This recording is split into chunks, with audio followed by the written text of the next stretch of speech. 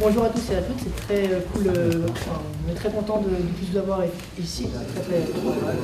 Je m'appelle Hicham, donc je suis militant du Parlement populaire de la 8e circonscription, qui est un parlement en fait qui officie au niveau des villes de Brunoy, Crosne, Vigneux-sur-Seine, Hyères et Montgeron, donc 5 villes. Donc cette réunion est organisée par le Parlement populaire de la 8e circonscription, qui existe en fait depuis les élections législatives de 2022, donc les élections des députés. Et ça fait 1 an et demi en fait que ce Parlement-là est un lieu de rassemblement et d'action pour un certain nombre de militants, militantes de gauche et d'extrême gauche, ainsi que des citoyens et citoyennes non encartés. On a notamment organisé 2 manifestations sur les localités, fait assez rare pour être notifié. Notamment les manifestations en fait au moment au printemps dernier contre la contre-réforme des retraites. On a réuni grosso modo 200 personnes, ainsi qu'une manifestation plus récemment contre la vie chère en décembre à Vigneux-sur-Seine. Pourquoi une réunion antiraciste aujourd'hui, 27 janvier 2024? En fait, ça part notamment de l'assassinat en fait, de Nahel Merzouk l'an dernier à Nanterre par un policier.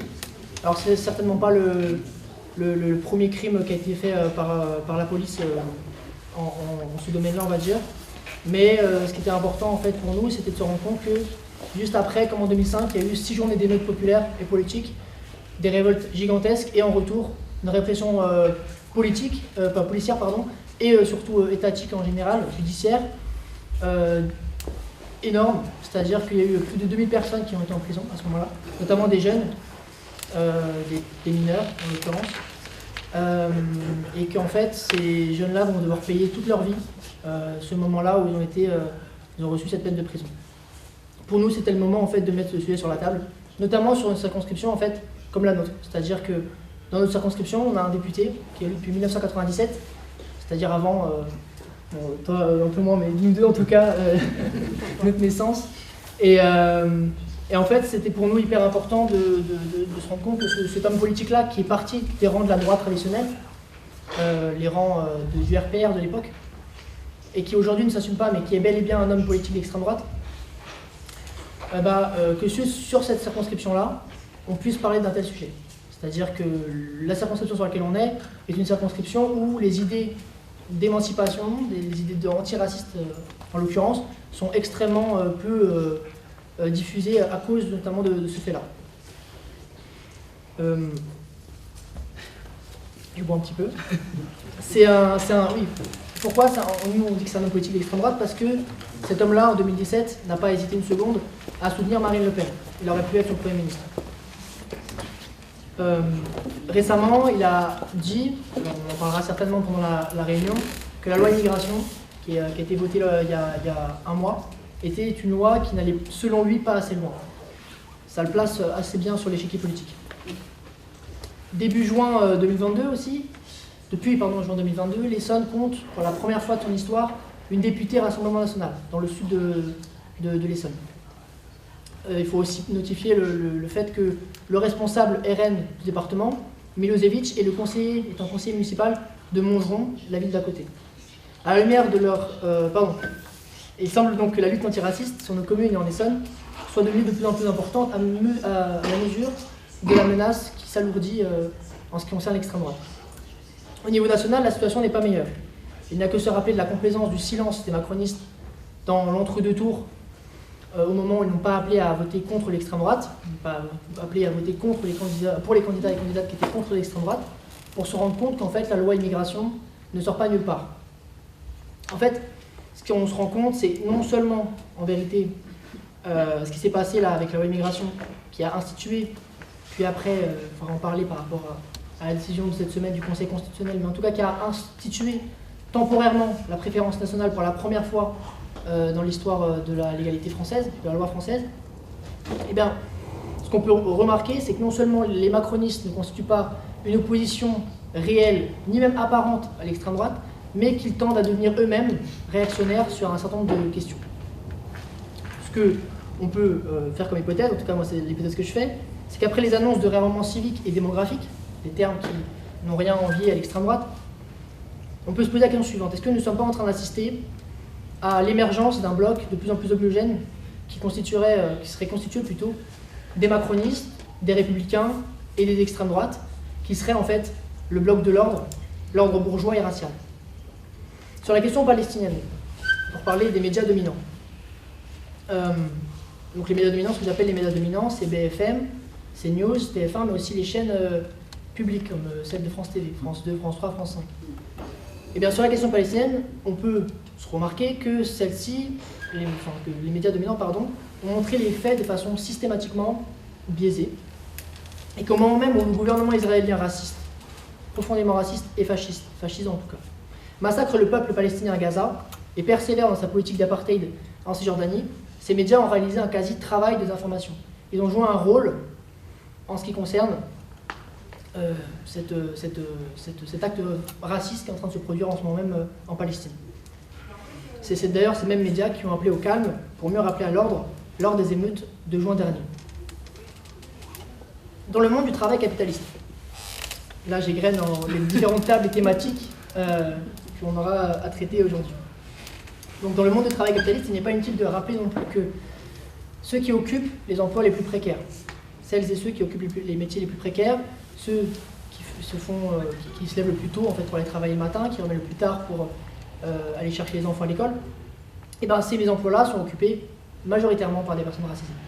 Que les radiations, que la surveillance généralisée de France Travail, anciennement Pôle emploi, concerne également au premier chef les personnes racisées. Que ce soit pour les sans-papiers, qui sont par exemple les grévistes de DPD, ça c'est au coup de Raymondceau, en dessous de Corbeil-Essonnes, ou les grévistes sans-papiers de Alfortville, pour Chronopost, ou même aujourd'hui les travailleurs marocains du Vaucluse. Le combat pour la régularisation est un combat fondamentalement antiraciste, et un combat pour la dignité qui est une nécessité pour eux et pour elles, mais qui doit aussi peut-être le devenir pour nous. Dans 2 jours, lundi, plusieurs milliers de collégiens et de collégiennes feront leur stage de 3e rituel. C'est un moment extrêmement important dans une scolarité, et pour ces milliers-là, une bonne partie auront trouvé que ce qu'on peut appeler grossièrement, ce que le journal Le Monde, c'est ma source, a appelé les stages kebab, c'est-à-dire en fait une expression qui renvoie à ce stage par défaut, c'est-à-dire le fait de ne même pas avoir la possibilité de sortir de son quartier pour aller faire un stage par exemple à Paris, ou pas forcément à Paris d'ailleurs, mais en tout cas un stage qui soit plus enrichissant, mettons. Et je le dis sans aucun jugement de valeur. Un certain nombre de troisièmes, en fait, de par leur lieu de vie, de par le fait qu'elles soient des personnes racisées, auront en fait trouvé que des stages par défaut, des stages kebab, et cette première expérience dans le monde du travail aura constitué une expérience extrêmement violente. D'ailleurs, si beaucoup de jeunes issus de l'immigration restent dans les quartiers pour effectuer leur stage, c'est aussi que certains et certaines appréhendent d'en sortir. En fait, le racisme, et il est très important d'en parler, prend corps dans les villes. Absence de services publics, de commerce, logements insalubres ou mal situés, notamment par rapport aux gares.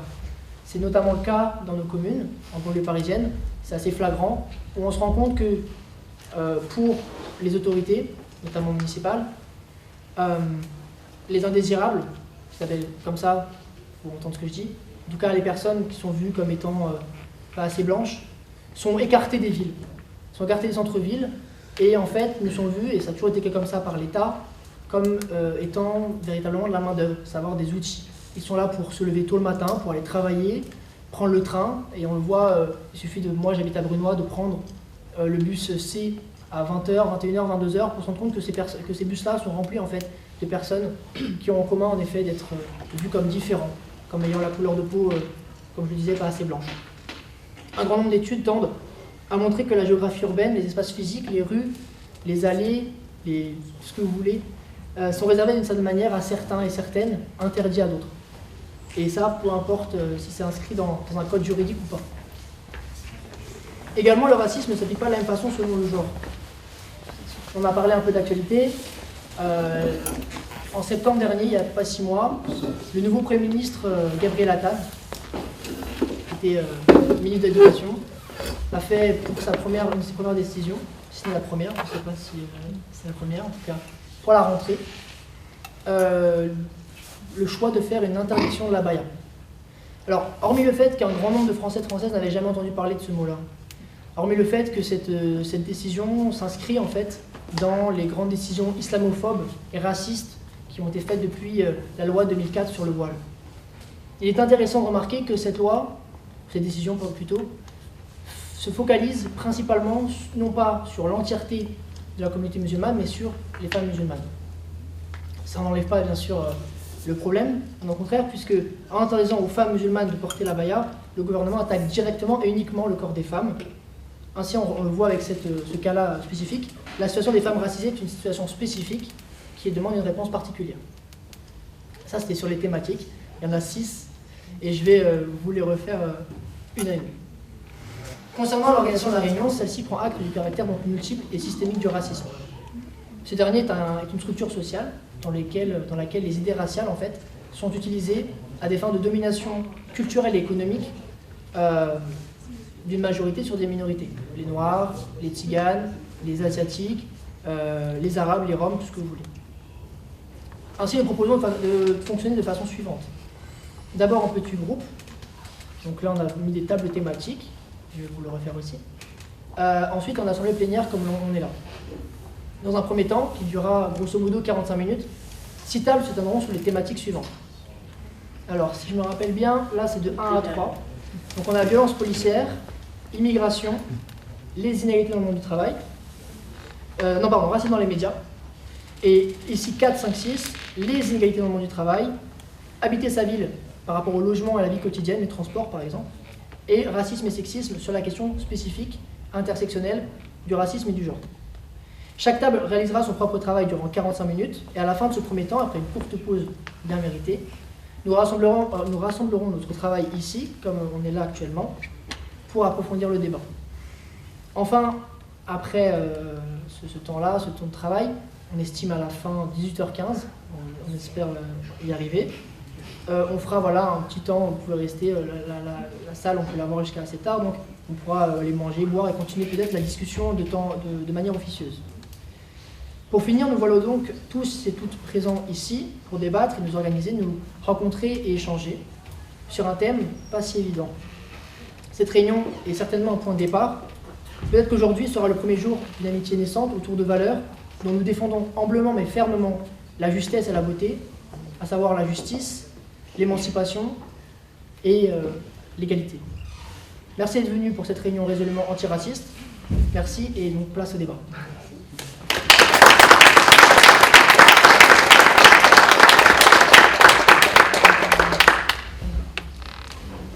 L'idée du coup c'est que chacune aille se déplacer autour d'une table qui l'intéresse, voilà. C'est selon vous intéresse davantage. Après, libre à vous de circuler entre les différentes tables si vous avez envie, mais l'idée c'est de se focaliser en particulier sur une thématique pendant quelques minutes, quoi.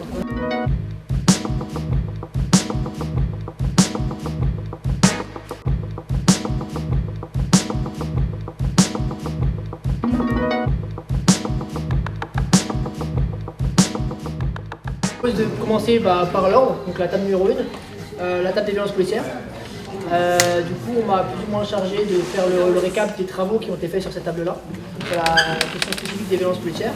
Donc déjà, les problèmes, il y en a eu 4, grosso modo, qui ont été fixés sur cette question-là très précisément. Le manque de formation, c'est-à-dire qu'on a estimé, certains membres du groupe ont estimé qu'il n'y avait pas d'adaptation face aux situations. C'était très rigide, que les policiers n'étaient pas formés à certaines situations, mais c'est plus ou moins vrai parce qu'on sait que les policiers sont de moins en moins formés en France depuis quelques années. C'est-à-dire que je crois avant c'était 1 an, maintenant c'est 9 mois et ça tend à baisser. Ensuite, du coup, réformer la police, parce qu'il y a une unité, je crois, ou la formation. Ouais, c'est-à-dire certains membres ont parlé de la police de proximité par exemple. C'est-à-dire que la suppression pour la police de proximité était vue comme quelque chose de négatif. Et que tant qu'il n'y avait pas de contact, justement, il y avait forcément une augmentation des violences policières. Ensuite, on a parlé de l'état policier en tant que tel, c'est-à-dire qu'on a monté d'un cran, et on a parlé du fait que l'État était violent, ou en tout cas avait une image de violence, après c'est dit, mais ouais, voilà. Et aussi parler du fait que depuis 2017, et une réforme légale qui a été faite sous Cazeneuve, qui a été mise à l'intérieur à l'époque, qui est aujourd'hui encore un homme politique qui est assez influent, on va dire dans le rang de centre-gauche, je ne sais pas comment appeler ça. Et en fait, il a changé la loi, notamment sur un niveau précis, à savoir que quand il y a une course-poursuite qui s'engage, les policiers, en gros je le fais très court, peuvent tirer et sont justifiés de le faire par la loi. Depuis 2017, il y a des chiffres qui sont sortis.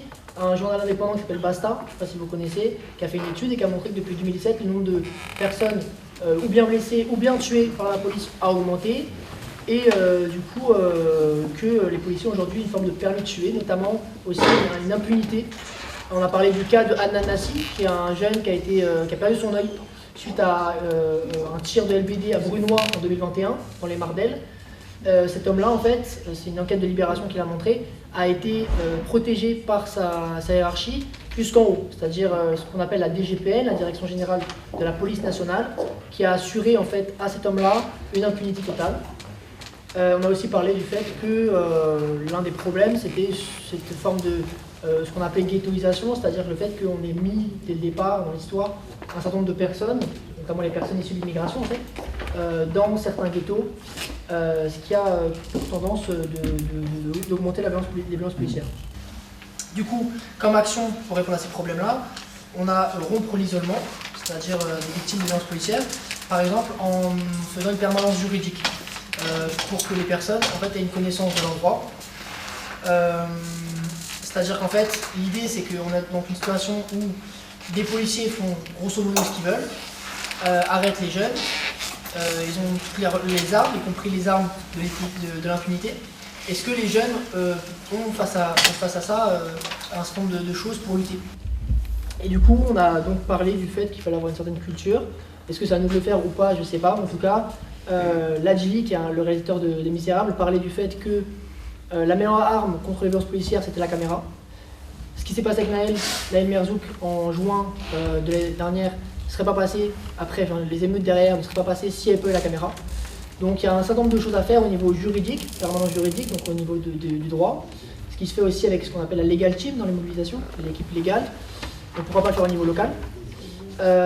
Et aussi ensuite cette culture, on va dire, de filmer en permanence, d'avoir la caméra facile, on va dire. Et puis aussi, on a parlé du niveau national, qui est plus compliqué à changer parce que forcément, il faut plus de monde. Et du fait de parler d'aller à la source, c'est-à-dire de changer les lois, le gouvernement bien sûr, donc de remporter les élections, ça c'est un autre sujet encore. Mais du coup, voilà, éduquer, désinformer par rapport à l'influence des médias, ça c'est un autre thème qu'on va discuter plus tard. Et la question de l'esprit critique. Mais en tout cas, c'était un peu ça les idées. Donc l'idée qui ressort vraiment, qu'on peut mettre qu'on est prêt peut-être à mettre la chose en œuvre, c'est la permanence juridique, c'est-à-dire potentiellement prendre un local au niveau local, contacter des avocats, des personnes qui seraient informées et essayer en tout cas d'armer au mieux possible les jeunes face à des situations intolérables et dont il ne faut jamais normaliser la chose. Donc voilà, ça c'était pour la première table. Je propose du coup qu'on fasse à chaque fois, chaque table, après on fait un débat et on verra ce qui se dit quoi. Donc, voilà. La table numéro 2 du coup c'était immigration, première, deuxième, troisième génération. Alors pour la table sur l'immigration, on a eu un échange autour de l'actualité forcément. Il y avait la loi immigration qui a été promulguée hier soir et qui a été publiée au JO aujourd'hui après une censure partielle du Conseil constitutionnel. Donc on a reparlé des problèmes que posait le projet, la loi initiale et on a évoqué évidemment ce qui a été remis en cause du droit du sol et des développements d'une certaine préférence nationale pour les droits sociaux. On a dit que la loi telle qu'elle est là va s'appliquer, qu'il reste encore des problèmes, mais on ne l'a pas étudié dans les détails. Après, on est revenu au sujet. Le sujet, c'est l'immigration. Donc, on s'est dit quels sont les problèmes de l'immigration. Est-ce qu'il y en a Du coup, on a parlé du fait que les migrations ont toujours existé, existeront toujours, qu'elles sont en général intra-régionales, qu'elles sont constitutives de l'histoire des pays et en tout cas de l'histoire de France. Donc les problèmes, c'est les liens et les amalgames qui sont souvent faits entre l'immigration et les problèmes dans les quartiers, entre l'immigration et les problèmes au travail, entre l'immigration et les problèmes de sécurité, y compris sécurité nationale. Donc on s'est, par rapport à ça, dit qu'il était important qu'il y ait une action de donner des chiffres, donner des faits, décrypter, arrêter d'entretenir cette confusion générale et vraiment revenir, dénoncer les amalgames, diffuser les informations réelles. Après, on a eu tout un débat qu'on n'a pas tranché, mais sur la question de, finalement, entre l'universalisme total, l'internationalisme total et le repli identitaire de l'extrême droite, où est-ce qu'à gauche, on doit se positionner en termes de politique migratoire. Donc ça a été un débat, on n'avait pas tous et toutes les mêmes avis autour de la table, donc c'était très riche. Est-ce qu'il faut des quotas, oui, non. Alors, donc il y avait un consensus sur le fait que 100% des réfugiés devaient être accueillis et très facilement et que ça devait être vraiment un accueil digne, rapide, etc. Sur la question des migrations, il y avait beaucoup de questions. Est-ce qu'il y a des quotas ou pas? S'il y en a, c'est quoi les critères? Il y avait pas mal de questions. Aujourd'hui, on parle de métiers en tension, mais on dit ça veut dire qu'on exploite la misère du monde pour faire ce qu'on ne veut pas faire. Ça a posé énormément de questions et de débats autour de la table. Il y a eu en tout cas sur toutes ces questions vraiment un consensus sur le fait qu'il faut développer un accueil digne, rapide et un accompagnement au travail. Une organisation qui permette d'accompagner à l'intégration globalement et au travail. On s'est dit également qu'il fallait évidemment travailler les causes racines, les causes systémiques des problèmes réels qui sont amalgamés avec l'immigration, donc les questions de sécurité, les questions de travail, les questions les services publics. Merci à la table de compléter. Ouais. Non, mais c'est un bon résumé. Ouais. Le matérialisme aussi. Ah oui, ouais, tout à fait. Et de travailler l'histoire. Dans l'éducation nationale, ce serait bien qu'il y ait davantage qu'on travaille les représentations mentales et les imaginaires autour des migrations et que ça soit mieux traité à l'école. On s'est dit qu'il fallait ici continuer le débat, poursuivre le débat, et c'est vrai que l'action locale qui pourrait être faite, c'est surtout dénoncer, décrypter, donner des chiffres, donner des faits et dénoncer tout ce qui est amalgame, ce qui est le plus concret et faisable localement. Ouais, et qu'à chaque fois, pour chaque problématique qu'on soulevait, on en revenait à oui, mais en fait, c'est le capitalisme ou cet autre système qui pose problème, et du coup, en fait, c'est très transversal avec les autres thématiques listées aujourd'hui et potentiellement d'autres. Sur l'organisation de la réunion, du coup, je pose une question. Est-ce qu'on peut réagir en étant d'une autre table? Est-ce qu'il y a débat maintenant? Moi, je pense que c'est mieux qu'on fasse d'abord un retour et après on fait un débat. Ok. Je pense que c'est bien pour le résumé de la table. C'est bien ajouter des choses, les membres de la table. Ça va? Alors, moi j'étais à la table 3, mais après on peut tous compléter parce qu'on a un peu construit notre réflexion et comment on a amené. Au début on a vraiment fait un peu un état des lieux, alors on a parlé de plein de choses différentes. On a parlé de Pascal Pro, vous inquiétez pas. Non, on a parlé de CNews, de Bolloré, on a vraiment fait un peu un tour de table sur l'état des choses à l'heure actuelle. On a beaucoup parlé aussi de l'extrême droite, comment ils étaient organisés, comment ils avaient réussi à orienter beaucoup de médias pour déstabiliser les contenus et en fait toujours les faire mener vers la droite et ensuite même carrément l'extrême droite. On a aussi parlé de la notion de wokisme qui était complètement galvaudée, qui était utilisée à tout va, qui était mise en avant et en fait ça empêchait le débat pour beaucoup de choses. Parce que les médias c'est très vaste, vous savez bien, donc du coup on a aussi parlé de la sous-représentation des minorités dans les médias et parfois vraiment des faire-valoir où en fait quand on a certains profils, on a toujours les mêmes rôles dans les séries, dans les films. On a aussi parlé de représentants syndicaux. Parfois on met toujours le black, le rebeu devant en mode celui qui va montrer qu'en fait dans les banlieues, bah non, en fait il n'y a pas de violence policière, etc. Et en fait à chaque fois on a parlé de faire valoir. Donc ça a été vraiment une histoire de com. On a mis ça en avant. Donc le rôle stéréotype dans les séries et que ça avait un vrai impact sur les jeunes. Et après on s'est posé toute la question de est-ce que tous ces stéréotypes qui sont en permanence donc répétés, montrés, etc.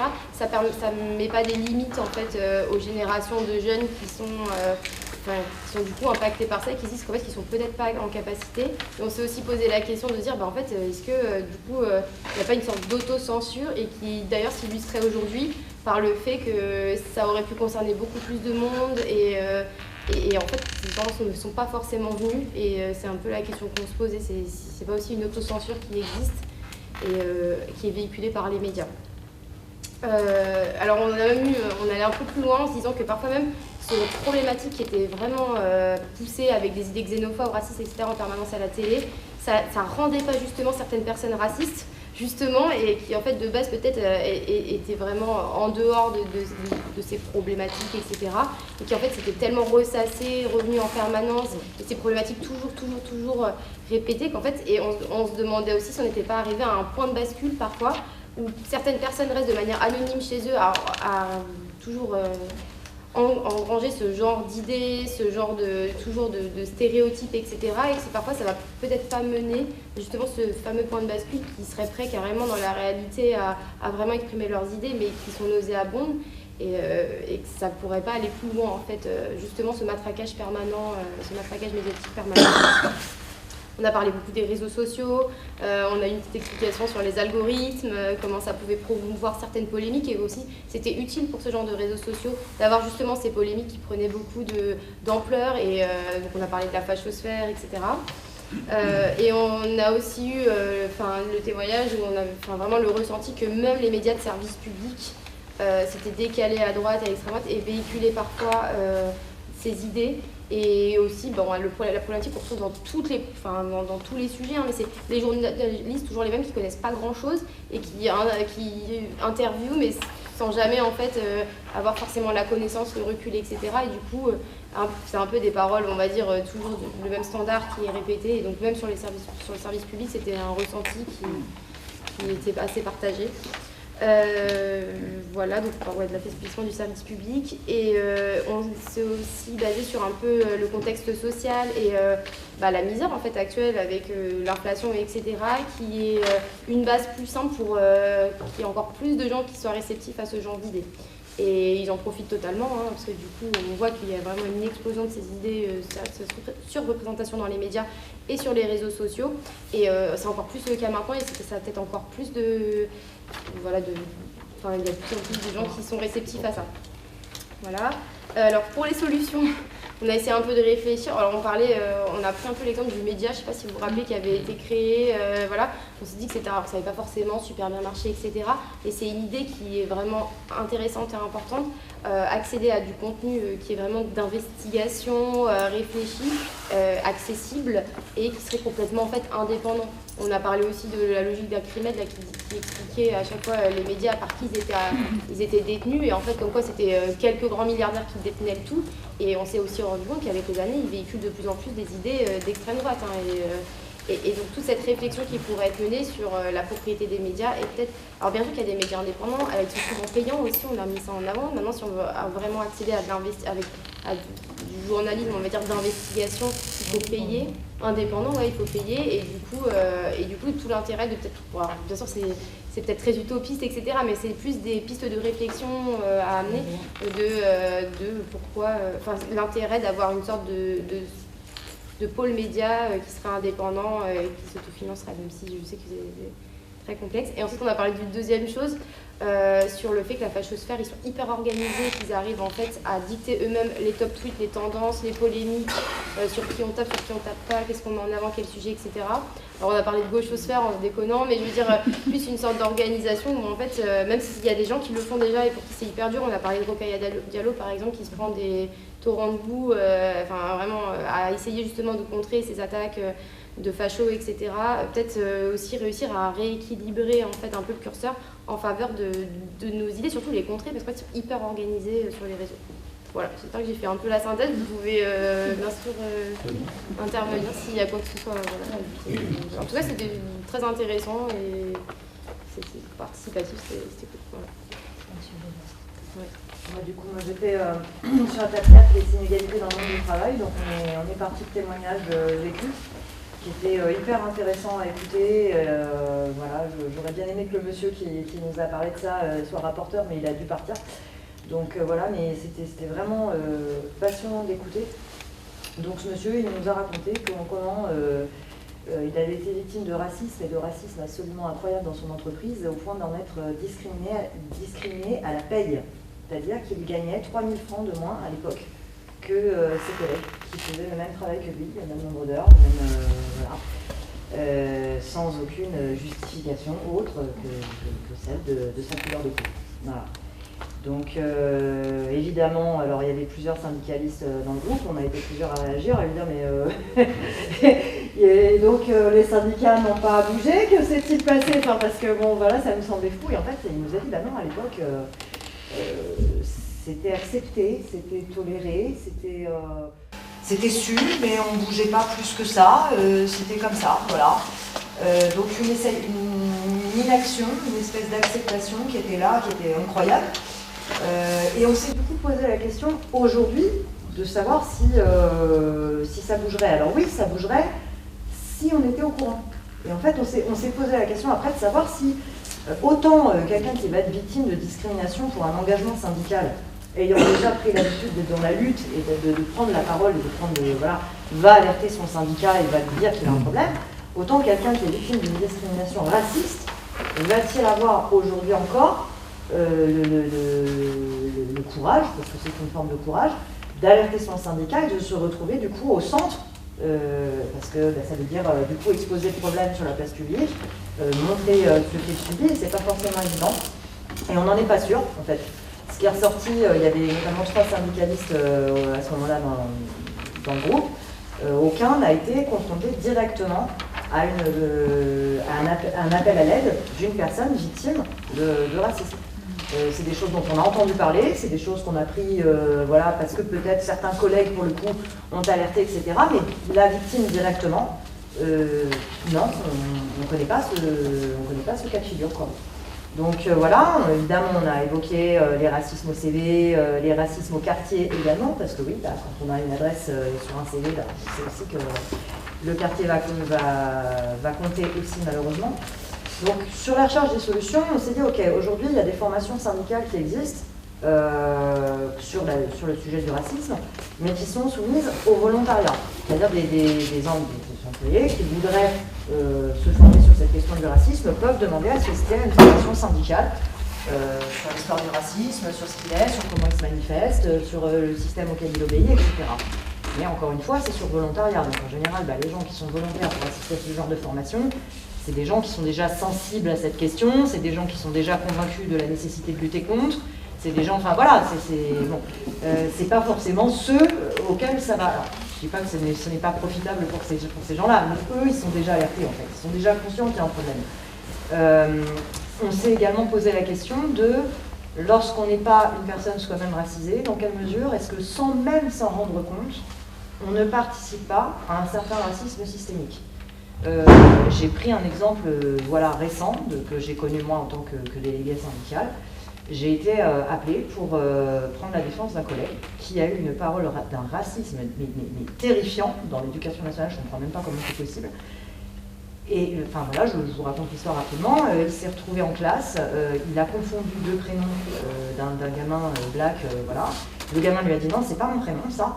Et il lui a répondu oui, mais de toute façon les blacks vous ressemblez tous. Évidemment, la classe est partie en vrille, enfin c'est logique. On m'a contacté en catastrophe en tant que déléguée syndicale et je me suis dit, mais je ne peux pas défendre ça, moi. Enfin, c'est hors de question que je défende un truc pareil.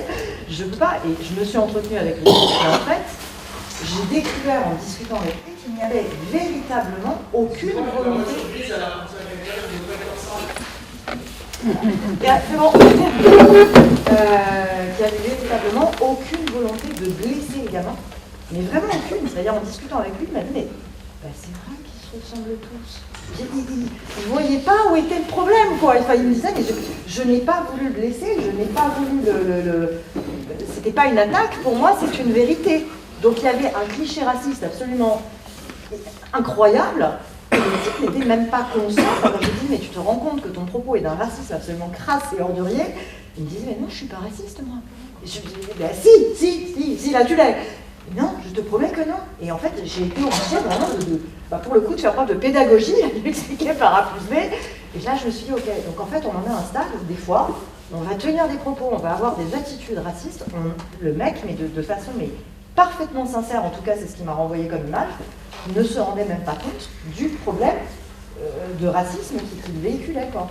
Donc, on s'est posé aussi cette question-là, et on en est arrivé à cette possibilité de se dire, est-ce que ces formations sur l'histoire du racisme, sur ces manifestations, sur le système, est-ce que ça ne devrait pas en fait être des formations obligatoires dans toutes les entreprises, pas seulement sur volontariat, mais généralisées à toutes les entreprises, à tous les personnels, parce que c'est là qu'on touchera le plus grand nombre de monde. Peut-être qu'on fera prendre conscience à certains, comme à ce type-là, en fait, finalement, à qui j'ai parlé pendant les plombes, que son comportement, non, il y a un souci, la garçon, enfin ça va pas, ou même simplement des personnels comme ce monsieur qui nous a raconté son vécu, de se dire, en fait, je suis victime de racisme, et je n'en ai pas forcément conscience, ou en tout cas, je ne me raconte pas d'histoire, je ne suis pas tout seul, je ne suis pas fou, je suis véritablement victime de racisme dans mon entreprise, et je dois alerter, et je dois être entourée. Et donc, l'idée, du coup, pour une action concrète, c'était éventuellement, là, c'est la militante France Insoumise, évidemment, qui va dire qu'on a un moyen, c'est de faire un atelier des lois, puisque le mouvement de la France Insoumise le permet, avec des juristes et un député. Alors, on m'a demandé, pas monsieur Dupont-Aignan, j'ai dit non, pas monsieur Dupont-Aignan. Voilà. Je ne pense pas que monsieur Dupont-Aignan ait grand-chose à faire de la lutte antiraciste, hélas.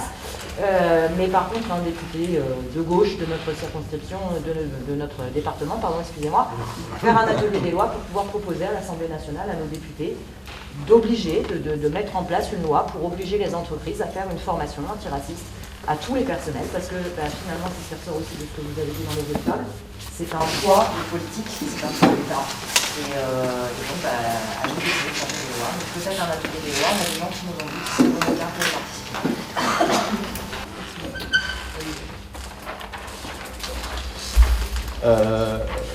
Alors moi c'était donc la table habiter sa ville. Alors évidemment c'est un thème qui est riche et donc qui a fait l'objet d'une discussion nourrie. On a abordé pas mal de sujets comme on pense tout de suite évidemment au logement. Où on a abordé en premier lieu les charges des locataires qui ont explosé, parce qu'effectivement on parle de payer son loyer, mais il y a les charges qui sont en plus, et évidemment avec le prix de l'énergie, notamment les charges qui viennent en plus ont explosé, et les gens ne payent plus, parfois par choix, et parfois parce que tout simplement ils ne peuvent pas. Et il a été ajouté effectivement que les expulsions ont repris de plus belle. Voilà. Un autre sujet sur le logement, c'est l'attribution des logements sociaux, où il y a de la discrimination de la part des maires. Parce que quand on parle de discrimination au logement, on pense souvent évidemment aux propriétaires privés, mais dans les villes, il se passe aussi ce fait clairement raciste là. En plus, c'est souvent des villes où les maires se vantent de payer la fameuse amende, qui leur fait finalement pas si mal, pour limiter le nombre de logements sociaux dans leur ville. Et on sait que évidemment les logements sociaux sont peuplés par des gens qui sont directement victimes de racisme pour la plupart. On en est venu à la ségrégation sociale et territoriale. On a parlé d'isolement des gens et du peu de solidarité et des gens qui ne se connaissent pas alors qu'ils habitent sur le même palier. donc bon, voilà, et ensuite, bon, voilà, en fait, c'est un problème sociétal. Je fais le lien avec ce dont on a parlé à la fin. C'est la société qui participe de ce fait-là d'égoïsme, de crainte de l'autre, où parfois on se vante auprès de ses voisins d'avoir dénoncé la maison squattée en face, et on en est très content. Donc voilà. On a parlé aussi de scolarité et d'inégalité des chances dans les quartiers populaires, où on a des gens qui ont du mal à trouver des fournitures, parce que tout ça, ça coûte cher. De l'inégalité aussi entre les villes et les quartiers. Les collèges, par exemple, comme Paul-Éluard, qui est à côté d'ici, se situent dans un quartier populaire de la ville la plus pauvre, enfin l'une des villes les plus pauvres d'Essonne. Et les égalités des chances à la réussite, surtout avec ces nouveaux systèmes de etc., pour accéder aux meilleures écoles parisiennes ensuite, ne sont pas, évidemment, il y a des grosses inégalités entre les quartiers populaires et les zones. Il y a beaucoup moins de personnes racisées, évidemment, dans les quartiers riches. Par rapport aux actions, maintenant, déjà, il y a lutter pour la gratuité des transports. Et ça, c'est important pour désenclaver et lutter contre l'isolement. Aujourd'hui, ça a été évoqué, le ticket de bus est passé de 2 € à 2,50 €. Comme ça. Et puis, il n'est pas interdit que ça continue d'augmenter avec les Jeux Olympiques qui vont arriver. On parle du ticket de métro. Mais il y a simplement le ticket de bus pour aller de chez moi dans ma cité, au centre-ville de la ville d'à côté, par exemple. Et si on lutte pour la gratuité, au moins des bus, on facilitera les déplacements des gens pour travailler ou pour chercher un travail. Et évidemment, les quartiers populaires souffrent de ça. Par rapport au problème de logement, une des actions qui a été évoquée, surtout par rapport à ce problème de charges qui explosent, etc., c'est de contacter l'amicale des locataires. Alors, il y a aussi d'autres organismes qui existent, et il y a beaucoup d'informations à amener, de sensibilisation pour savoir qui contacter quand on a ces difficultés-là. Et surtout, je terminerai par ça, booster et participer à la vie associative. En fait, ce qui fait que les quartiers populaires sont aussi isolés par rapport à ce qui amène la crainte de l'autre, la xénophobie, etc., là où à la base il ne devrait pas y en avoir justement. C'est cette absence d'aller vers l'autre, cette absence de vie associative qui ne vit pas suffisamment et qu'on devrait booster un petit peu plus pour que les gens fassent connaissance les uns avec les autres, fassent des choses ensemble et de fait aient plus de moyens derrière. Plus on est nombreux et plus on a de poids pour demander à la ville des ressources et des locaux précisément. Voilà, j'espère ne pas avoir été trop long. Du coup, on peut commencer le débat. La table 6. Ah oui, la table 6, du coup, il n'y a personne, donc on l'a pas organisé. Voilà. Mais par contre, si des personnes veulent intervenir sur cette thématique, on peut faire ça. Mais du coup, je propose qu'on fasse un débat. Du coup, nous, comment on fonctionne souvent avec le Parlement, c'est qu'on lève la main juste, nous on note les personnes qui ont la parole, comme ça, chacun peut parler comme il le semble. On essaie juste de ne pas trop parler par rapport aux autres, c'est-à-dire pas trop prendre la parole dans les limites du possible. Et on donne 2-3 minutes chacune et après on débat quoi. Aussi dernière chose, étant donné que forcément on n'aura pas toute la soirée pour parler des actions, on organise le Parlement populaire, la prochaine session, la 10e session, le jeudi 29 février. Donc c'est à 19h, vous pouvez venir à 19h30, on commence souvent très tard. Donc 19h30 le jeudi 29 février, c'est à la salle Ambroise Croizat, c'est un peu plus loin, vers en gros, grosso modo, vers la Poste. C'est ça. Du coup, je sais pas si quelqu'un veut commencer, et après je prends les paroles.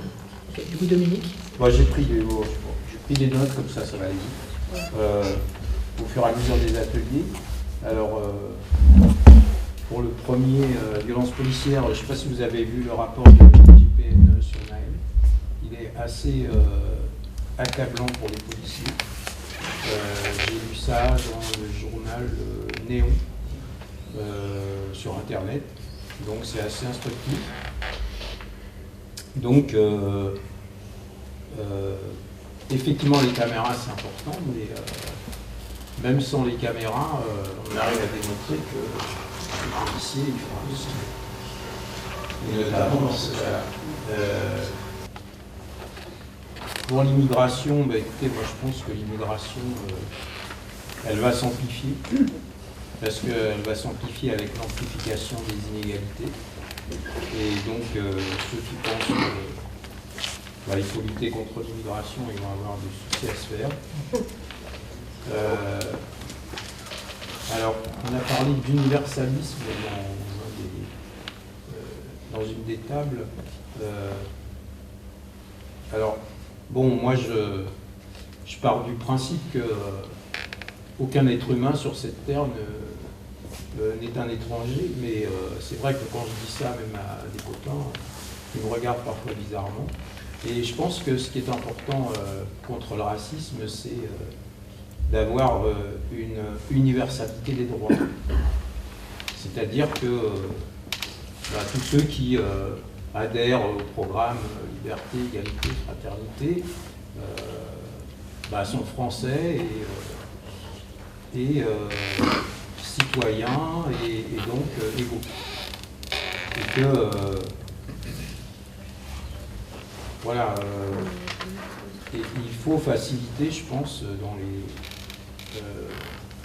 dans les solutions, il faut faciliter l'accès à la nationalité française. Voilà, parce que, alors, comme Émilie, moi je suis militant à la France Insoumise et Jean-Luc Mélenchon dit que la France est un pays de fait créolisé, voilà, où chaque être humain s'enrichit en quelque sorte de sa relation aux autres. C'est pour ça que j'ai été particulièrement sensible à ce qu'a dit le copain là sur les associations et la participation aux associations. Alors les quotas, parce que ça a fait débat. Bon, je ne suis pas un fan des quotas, mais je me dis, et je reviens à ce que je disais à l'instant, peut-être, mais avec égalité des droits. C'est-à-dire que, voilà, c'est pas de l'exploitation de la misère. À la limite, je vais réfléchir certainement encore, mais je pourrais être pour les quotas si ceux qu'on fait rentrer ont les mêmes droits que ceux qui sont déjà là. Et que ne fallait pas attendre 5 ans pour avoir une allocation. Bon, même si je sais que ça a été retoqué par le Conseil constitutionnel. Alors la table 3 a parlé d'extrême droite. L'extrême droite a pollué, à mon avis, tout le monde. Elle a pollué, enfin assez loin. La droite, Macron, la loi de l'immigration, franchement, elle montre que ça. Donc c'est pas seulement les médias qui... les médias, malheureusement, ils l'ont bien expliqué, hein, c'est leur rôle. Il y a 9 milliardaires qui possèdent les médias. Donc, voilà. L'autocensure, ah oui, ça, je trouve que c'est vrai, ça. Les gens s'autocensurent. Ça, c'est important, et c'est important de lutter contre ça. L'attribution des logements, la discrimination à l'attribution, ça, c'est évident. Il faudrait que l'État soit plus directif là-dessus. Sur la ségrégation sociale, je pense que là, c'est vers les bailleurs qu'il faut agir. Les bailleurs, ils ont trop tendance à mettre les mêmes gens, les gens de mêmes origines ou avec les mêmes problèmes dans les mêmes bâtiments. Et voilà. Et que ça, c'est pas bien. Et la gratuité des transports, je suis effectivement d'accord avec ça, ça faciliterait la mobilité. Voilà, excusez-moi, ça va. Quelqu'un prend la parole, vas-y. J'aurais aimé rebondir sur le volet d'immigration, là, et surtout celui des réfugiés. Je n'ai pas entendu parler des causes profondes en fait, de l'arrivée des réfugiés, qui sont les conséquences du pillage des ressources du pays tiers-monde. C'est le tiers-monde, entre guillemets, qui fait un pays tiers-monde. Et je pense que c'est plutôt une question qu'il faut appuyer parce que les gens qui viennent, ils n'ont pas forcément envie de quitter leur pays pour venir se faire un peu en France et travailler dans les business d'atelier, dans les conférences. Donc vous avez parlé de dignité humaine, je pense que les gens qui viennent souvent d'ailleurs sont sinon autant, peut-être quelquefois plus dignes en termes d'humanité que les gens qui sont ici, qui les insultent. Donc ça, je pense que ça pourrait être vraiment...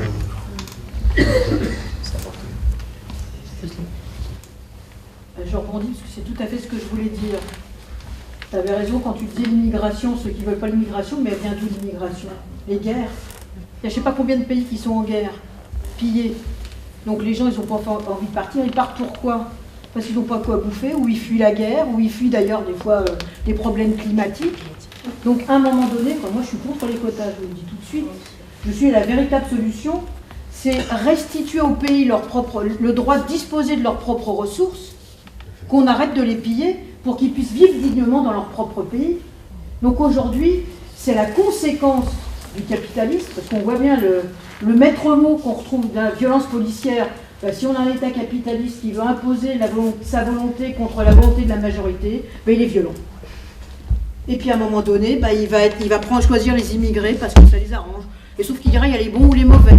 Parce que dans les hôpitaux, moi j'ai été opérée, j'avais un anesthésiste, il était roumain, et l'autre, je ne sais plus d'où il était. Peu importe, je m'en fous, il fait son métier.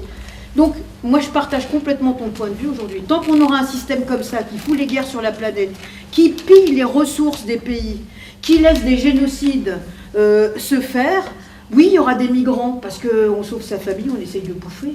Merde, on essaye de vivre sa famille. Si à l'échelle mondiale, on ne rétablit pas le droit des peuples à disposer d'eux-mêmes et de leur propre énergie, on ne réglera pas le problème des migrants. Les migrants, c'est la pauvreté. Et alors on devrait, nous, dignement, en disant, excusez-moi, mais je le dis, faire des quotas, il y aura les bons et les mauvais, il n'en faut pas trop. C'est des gens qui veulent bouffer, qui veulent vivre. La véritable solution, c'est pas mettre des quotas. La solution, c'est qu'on arrête le capitalisme de piller l'énergie. Si on a des guerres aujourd'hui, je conclue là-dessus, c'est parce qu'il y a des tuyaux, il y a des canalisations, il y a du gaz, il y a des ressources. Voilà.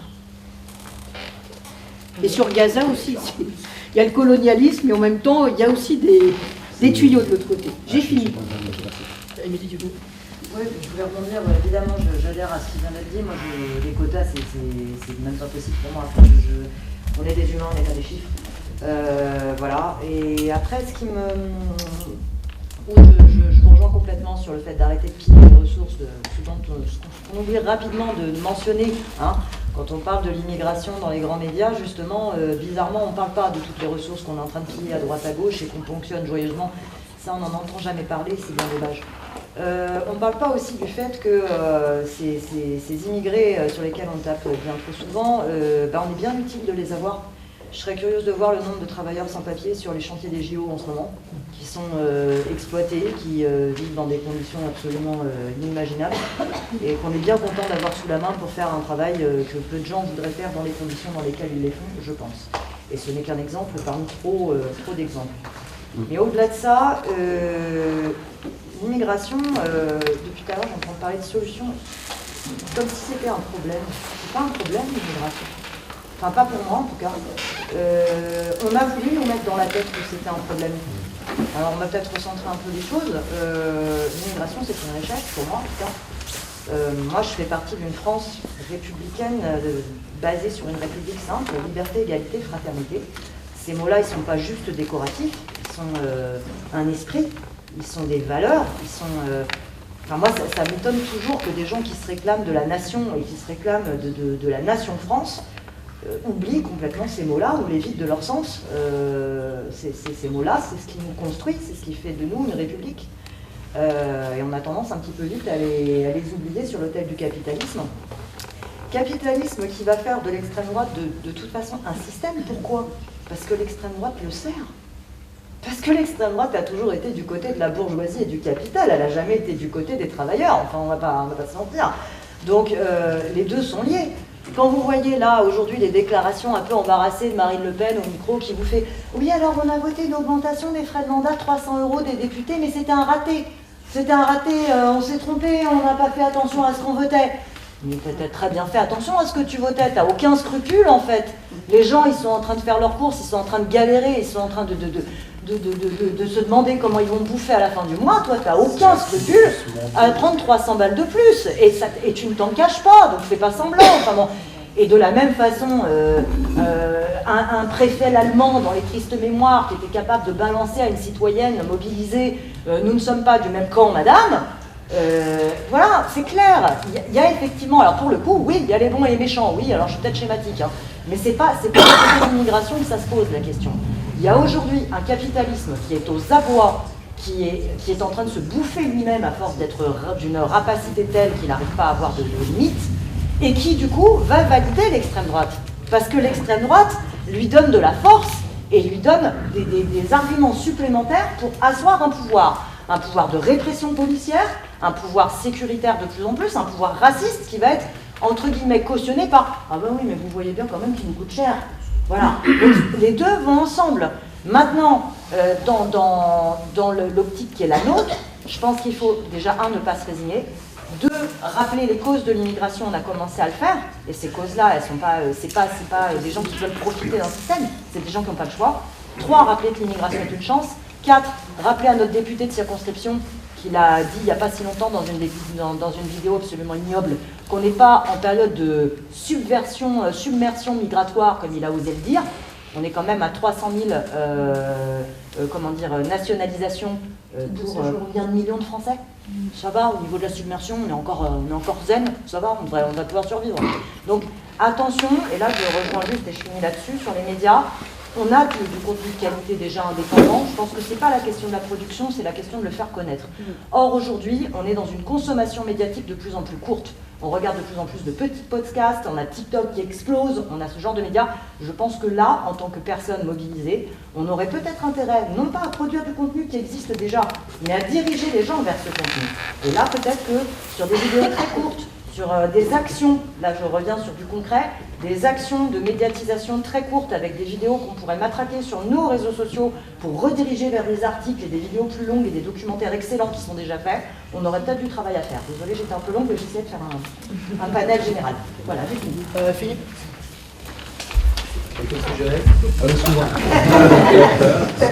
Non, je rebondissais juste, parce que c'est, je dirais, je dis entre soi, entre nous, on sait ou on se dit que l'extrême droite ne sert à rien et défendra personne, sauf ses intérêts, surtout les intérêts du capitalisme. Mais j'ai l'impression, et cela n'engage que moi, que ce n'est pas du tout vraiment le son qu'on entend dans la majorité des Français ou de la... Et que ça, à mon sens, c'est un message, je ne sais pas de quelle façon, mais à faire entendre et à faire passer de n'importe quelle façon, justement. Parce que juste, il y a, je pense, beaucoup de gens, parce qu'ils n'ont jamais été au pouvoir, c'est ce qu'on entend à chaque fois. La gauche, je sais que là, le Hollande et qui de droit ont fait beaucoup de mal à la soi-disant de gauche. Mais, et donc, comme le Front National n'a jamais été au pouvoir, il y a plein de gens qui disent « Ah, mais non, eux, ils n'ont jamais été. » Et comme ils se démerdent très bien pour pouvoir justement intervenir ou dire des choses qui sont en compte, là, comme par exemple défendre les agriculteurs, je pouffe.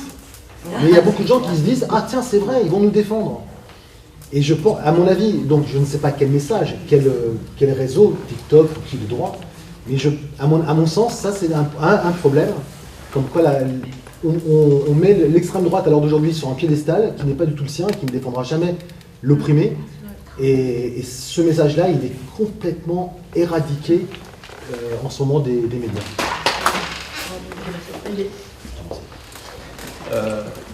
Moi, je voudrais rebondir d'une part sur l'immigration et aussi les médias.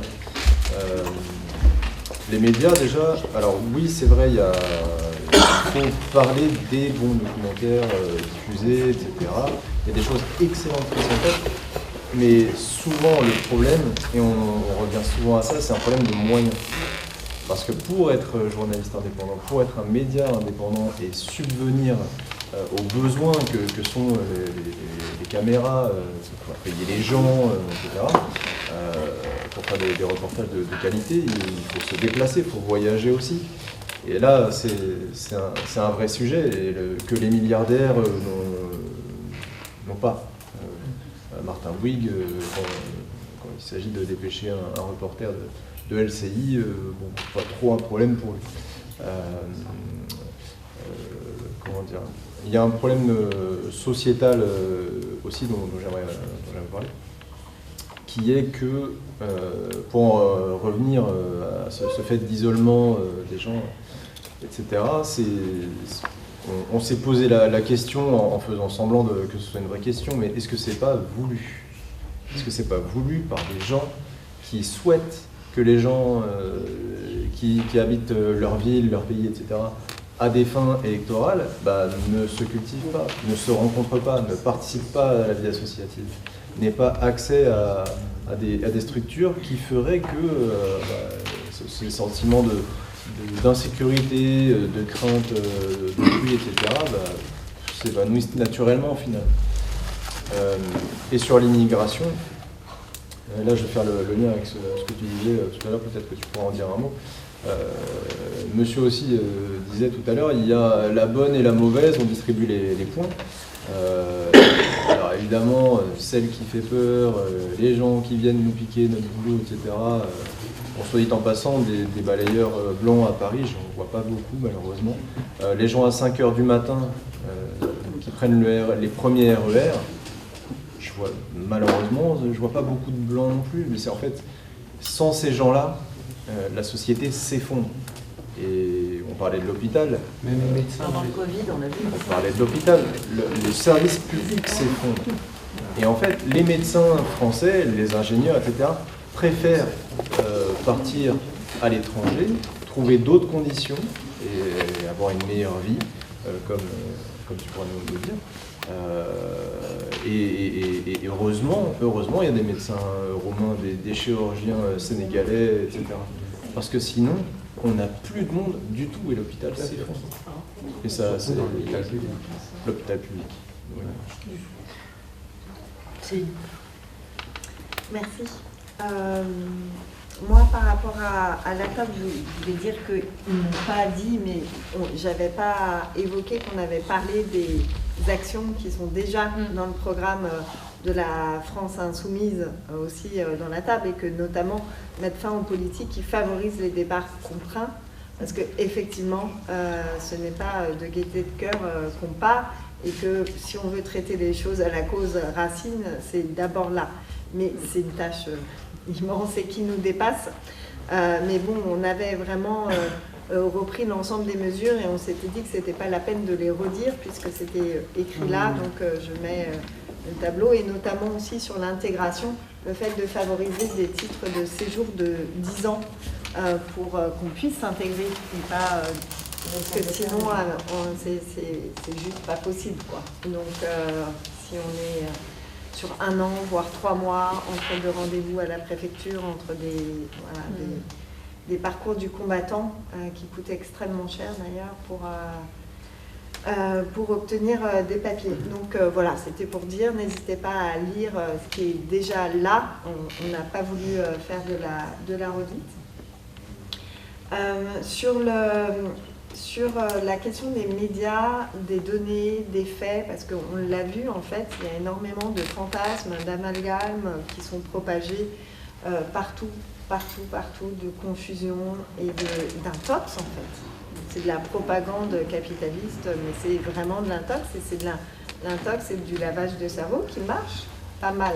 Donc je rejoins ce qui a été dit sur le fait qu'il ne faut pas recréer forcément du contenu parce que ça existe, mais c'est un travail de dingue de faire de la curation, de choisir, de simplifier, de synthétiser, d'indiquer. C'est un boulot vraiment de dingue. Donc je pense que s'il y a un pôle qu'il doit y avoir, c'est un pôle comme ça, c'est-à-dire qu'on ne peut pas traiter tous les sujets et peut-être se dire sur une année ou en fonction de l'actualité, de quoi on va parler et avoir un petit pôle qui choisit les données et les vrais chiffres des sujets, les contre-arguments qui orientent vers les articles. Donc il y a un peu un travail de vulgarisation, de simplification et de curation vers des enquêtes approfondies qui soient faites. Donc ça c'est un point. Sur la question de la vie associative, du lien social, c'est évident. chez les bailleurs sociaux ce qu'ils appellent la résidentialisation.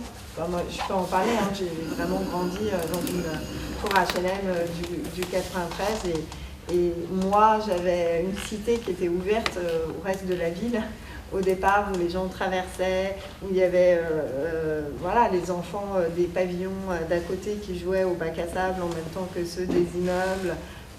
Et où il y avait des grands halls, des grands préaux d'entrée d'immeubles. Et il y a eu tout un travail chez les bailleurs sociaux aussi de résidentialisation. Ça veut dire quoi? Ça veut dire mettre des barrières, des clôtures partout.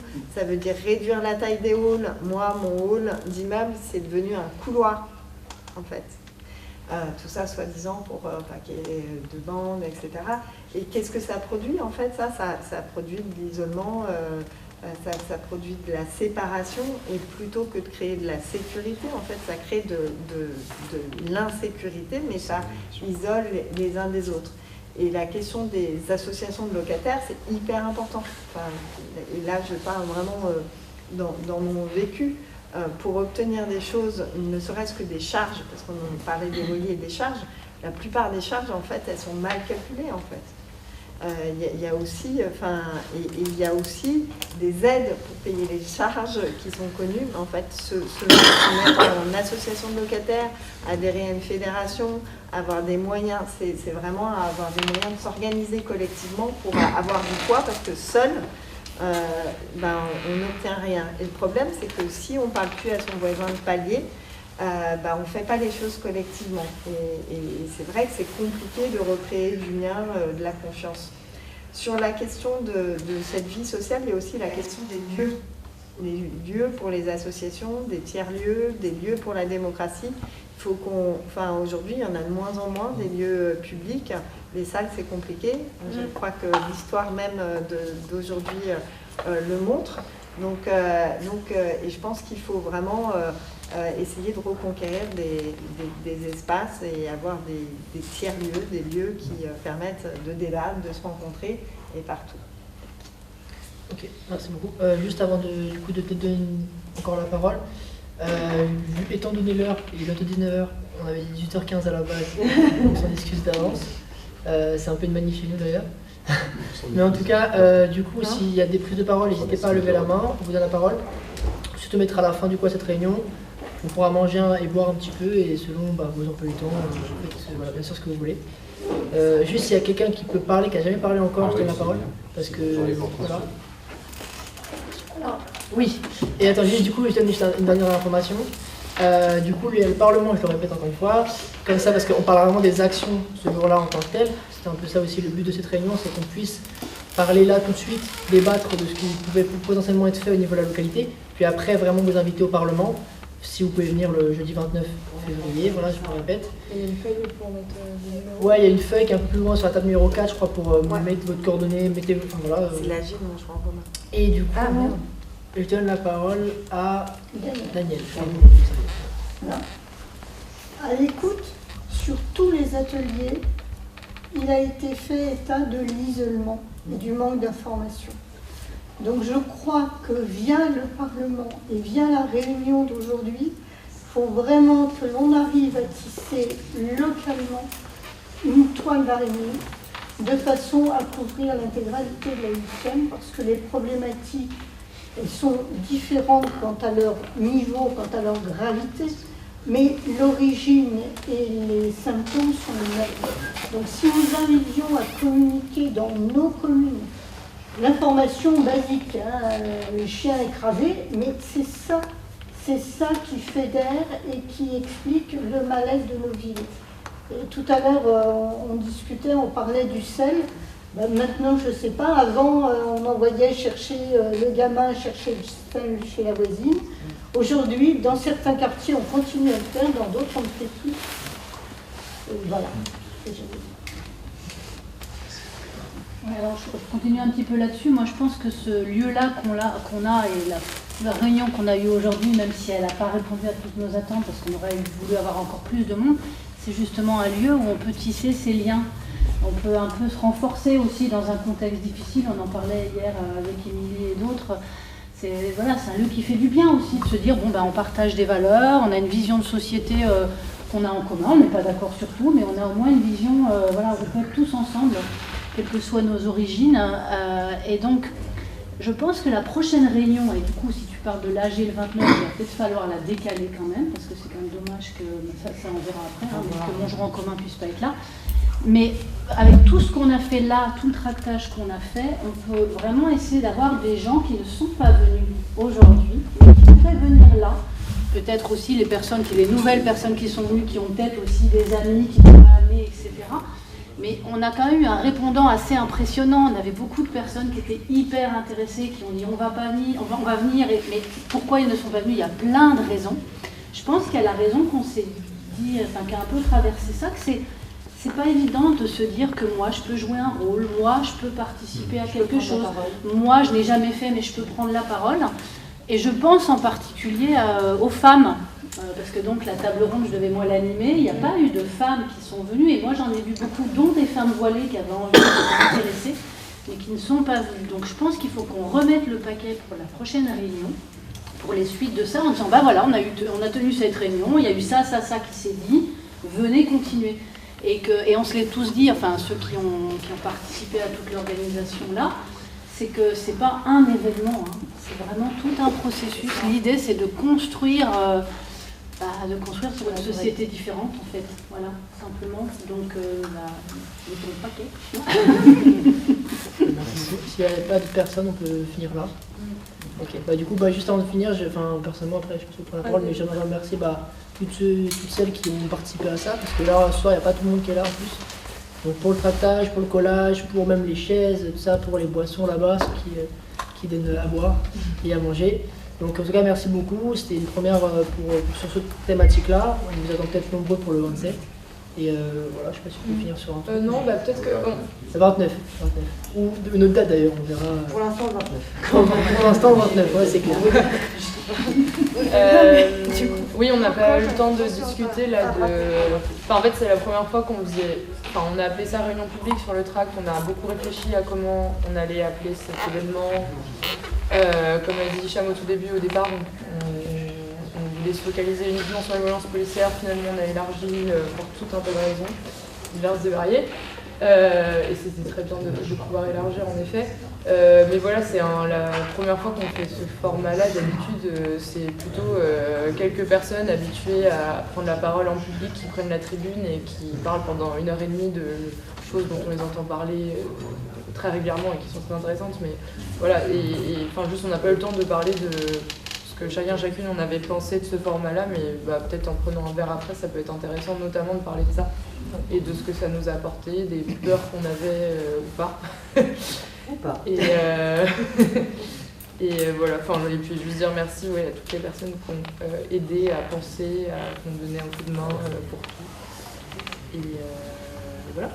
Merci beaucoup. Pourquoi j'ajoute ça, juste dire qu'il y a un planteur qui nous a manqué ce soir. Ouais. Et qu'on pense fort à lui. Voilà. Les gens qui sont dans la salle militants depuis un petit moment seront inquiétés. Mais voilà, il ne s'est pas fait pour lui parce qu'il aurait été là, il aurait adoré. Voilà. Et bravo à vous. Et bravo à vous.